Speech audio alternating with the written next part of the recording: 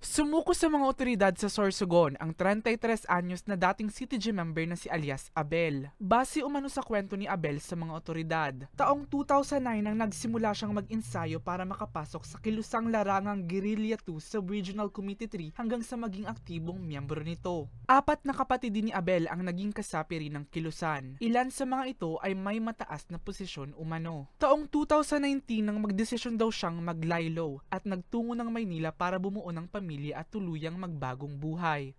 Sa isip niya, ma'am, na gusto niya nang magbago, ma'am, magbalik daw, matahimik na pamumuhay kasama ang kanyang pamilya dahil nakita niya, ma'am, na habang lumalaki ng mga anak niya, ayaw niya na yung magulong buhay, ma'am, na nagtatago sa pamahalaan. Ang gusto niyang tahimik, na makapagpaumpisa ng tahimik na buhay, makapagtrabaho, na walang kinatakutan, ma'am, na paghahabol ng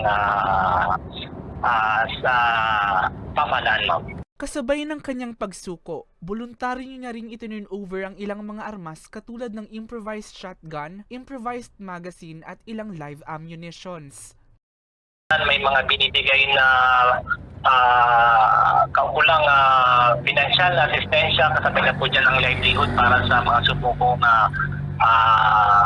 mga rebelde, ma'am, CTG member. Kasabay na rin dyan po, ma'am, yung mga kaukulang asistensya at kompensasyon, ma'am. Halimbawa po may mga dinala silang kasama sa pagsuko ang kanilang mga armas, may kaukulang kompensasyon po na binibigay ang pamahalaan.